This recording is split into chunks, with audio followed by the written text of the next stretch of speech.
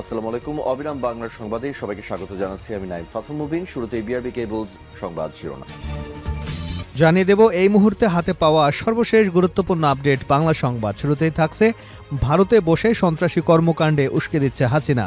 ভারতে অবস্থানরত পলাতক শেখ হাসিনা এবং তার সমর্থকদের সন্ত্রাসী কর্মকাণ্ডে জড়াতে আহ্বান জানিয়ে নিয়মিত উস্কানিমূলক বক্তব্য দিচ্ছে, যা বাংলাদেশের আইনশৃঙ্খলা পরিস্থিতি এবং গণতান্ত্রিক প্রক্রিয়ার জন্য গুরুতর হুমকি হিসেবে বিবেচিত হচ্ছে। আর সেই জন্য ভারতীয় হাই কমিশনারকে তলব করে জানিয়ে দিয়েছে বাংলাদেশ। এবারে জানাবো, নতুন নতুন মাফিয়ার গন্ধ পাচ্ছি নৌ উপদেষ্টা। দায়িত্ব পাওয়ার পর অনেক মাফিয়া তাড়ালেও এখন নতুন নতুন মাফিয়ার গন্ধ পাচ্ছেন বলে মন্তব্য করেছেন নৌপরিবহন এবং শ্রম ও কর্মসংস্থান উপদেষ্টা brigadier general M Sakhawat Hossain. জানাবো, দেশে আছেন ওসমান হাদির উপর হামলাকারীর মূল আসামি। ইনকিলাব মঞ্চের মুখপাত্র শরীফ ওসমান বিন হাদির উপর হামলাকারীর মূল আসামি দেশে আছেন। ঢাকা মহানগর পুলিশের ক্রাইম অ্যান্ড অপারেশন বিভাগের অতিরিক্ত পুলিশ কমিশনার মোহাম্মদ নজরুল ইসলাম এমনটাই জানিয়েছেন। এদিকে নির্বাচন প্রশ্নে উভয় সংকটে জিএম কাদের। জাতীয় সংসদ নির্বাচনে অংশ নেওয়া না নেওয়ার ইস্যুতে উভয় সংকট হিসেবে দেখছে জিএম কাদেরের নেতৃত্বাধীন জাতীয় পার্টি। নির্বাচনে অংশ নেওয়ার বিপক্ষের মতের পাল্লা ভারী হলেও ১৬ ডিসেম্বর থেকে দলীয় মনোনয়ন ফর্ম বিতরণ শুরু করতে যাচ্ছে দলটি। জানিয়ে দেব, সাম্প্রতিক হত্যাকাণ্ডে বিএনপিকে জড়িয়ে দেওয়ার অপচেষ্টা চলছে। বিএনপির ভাইস চেয়ারম্যান ও সাবেক স্বরাষ্ট্র বাণিজ্যমন্ত্রী আলতাফ হোসেন চৌধুরী বলেন, ঢাকায় সাম্প্রতিক হত্যাকাণ্ডকে কেন্দ্র করে বিএনপিকে জড়িয়ে দেওয়ার অপচেষ্টা চলছে। এমনকি দলের শীর্ষ নেতা মির্জা আব্বাসকে ইমপ্লিমেন্ট করবার চেষ্টা করা হচ্ছে। তবে এসব ষড়যন্ত্রে বিএনপি ছাড় দেবে না। এবং সর্বশেষ জানাবো আন্তর্জাতিক সংবাদ। সিডনিতে হামলায় নিহত বেড়ে ১২। অস্ট্রেলিয়ার সিডনিতে বন্ডাই সমুদ্র সৈকতে বন্দুক হামলার ঘটনা ঘটেছে। রোববার স্থানীয় সময় সন্ধ্যায় এ ঘটনা ঘটে। এরপর সময় যত গড়াচ্ছে নিহতের সংখ্যা ততই বাড়ছে। এতক্ষণ শুনছিলেন সংবাদ শিরোনাম, এবার বিস্তারিত। প্রিয় দর্শক, আপনি যদি এই চ্যানেলে নতুন হয়ে থাকেন, ভিডিওটি দেখতে দেখতে চ্যানেলটি সাবস্ক্রাইব করে আমাদের সঙ্গে থাকুন। আর এই ভিডিও সম্পর্কে আপনি আপনার মূল্যবান মতামতটি কমেন্ট বক্সে জানিয়ে দিন। আর হ্যাঁ প্রিয় দর্শক, জানিয়ে দিন ভিডিওটি কোথা থেকে দেখছেন। ভারতে বসে সন্ত্রাসী কর্মকাণ্ড উস্কে দিচ্ছে শেখ হাসিনা। ভারতে অবস্থানরত পলাতক শেখ হাসিনা এবং তার সমর্থকদের সন্ত্রাসী কর্মকাণ্ডে জড়াতে আহ্বান জানিয়েছে নিয়মিত উস্কানিমূলক বক্তব্য দিচ্ছে, যা বাংলাদেশের আইনশৃঙ্খলা পরিস্থিতি এবং গণতান্ত্রিক প্রক্রিয়ার জন্য গুরুতর হুমকি হিসেবে বিবেচিত হচ্ছে বলে ভারতীয় হাই কমিশনারকে তলব করে জানিয়ে দিয়েছে বাংলাদেশ।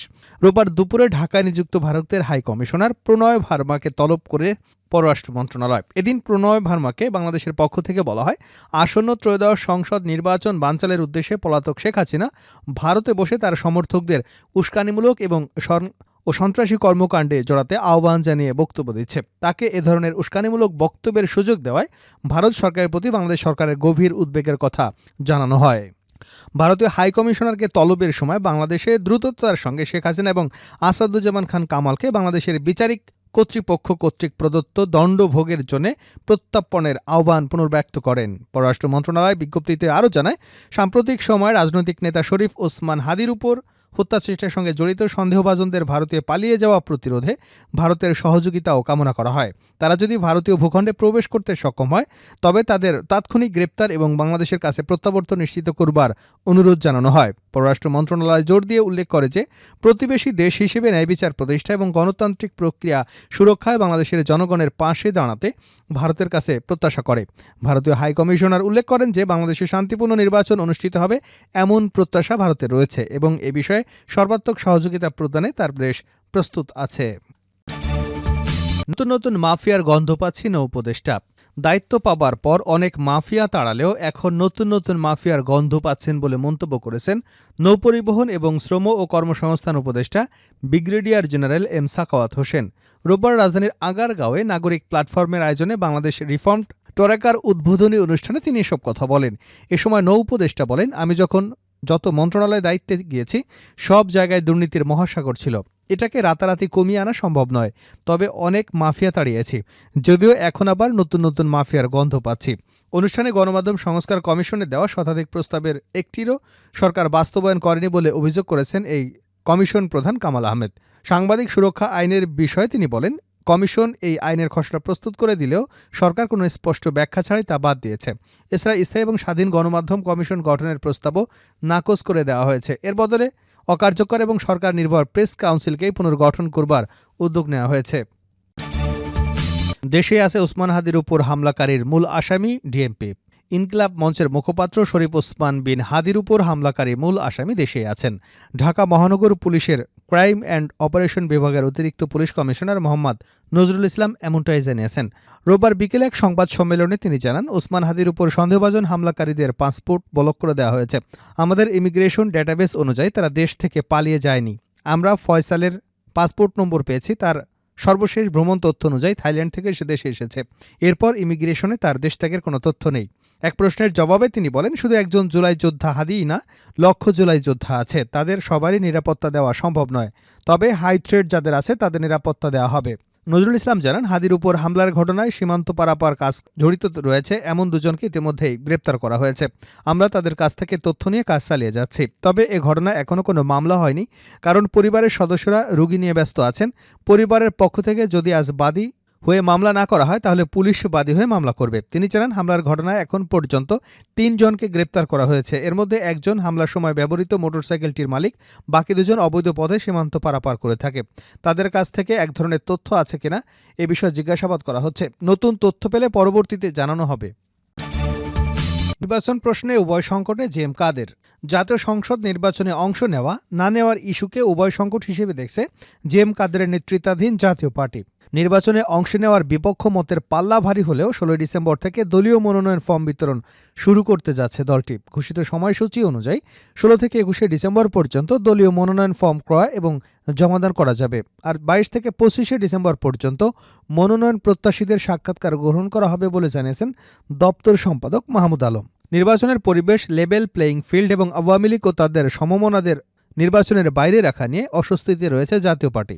বড় একটি অংশকে নির্বাচনের বাইরে রেখে নির্বাচন দেশে বিদেশে কতটা গ্রহণযোগ্য হবে তা নিয়ে ভিন্নমত রয়েছে। অনেকেই মনে করছে ২০১৪ এবং ২০২৪ নির্বাচন যেমন সর্বমহলে গ্রহণযোগ্যতা পায়নি, এটাও পুরোপুরি গ্রহণযোগ্য হওয়ার সম্ভাবনা কম। ওই গ্রুপটি মনে করছে ২০১৪ এবং ২০১৮ এবং ২০২৪ নির্বাচনে অংশ নেওয়ার গ্লানি এখনও বয়ে বেড়াতে হচ্ছে। আবার একতরফা নির্বাচনে অংশ নিলে ভবিষ্যতে একই ধরনের সংকটের মুখে পড়তে হতে পারে। আবার তাদের বিরুদ্ধে জুলাই আন্দোলনের পক্ষের অনেকগুলো শক্তি সোচ্চার। সেই অবস্থায় কতটা নির্বিঘ্নে ভোট করতে পারবেন তা নিয়েও সংশয় রয়েছে। অনেক নেতার বিরুদ্ধে রয়েছে মামলা, অনেকেই এলাকা ছাড়া রয়েছে। এ অবস্থায় নির্বাচনে যাওয়া না যাওয়া সমান। সব মিলিয়ে নির্বাচনের বিপক্ষের মতের পাল্লা বেশি ভারী। তবে নির্বাচনে না গেলে দলীয় প্রতীক এবং নিবন্ধন নিয়ে শঙ্কা রয়েছে। অপর অংশ সেই সুযোগ নিয়ে প্রতীক নিয়ে যেতে পারে। তাই অনেকটা চাপের মধ্যেই নির্বাচনে যাবার প্রস্তুতি নিচ্ছে।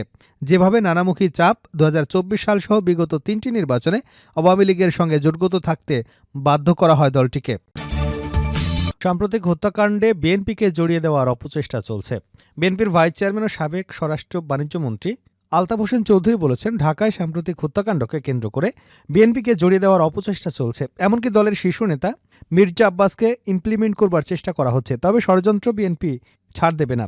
রোববার বিকাল ৪টায় শহীদ আলাউদ্দিন শিশু পার্ক মাঠে সাবেক প্রধানমন্ত্রী বেগম খালেদা জিয়া রোগ মুক্তির কামনায় আয়োজিত দোয়া মাহফিলে প্রধান অতিথির বক্তব্যে এসব কথা বলেন তিনি।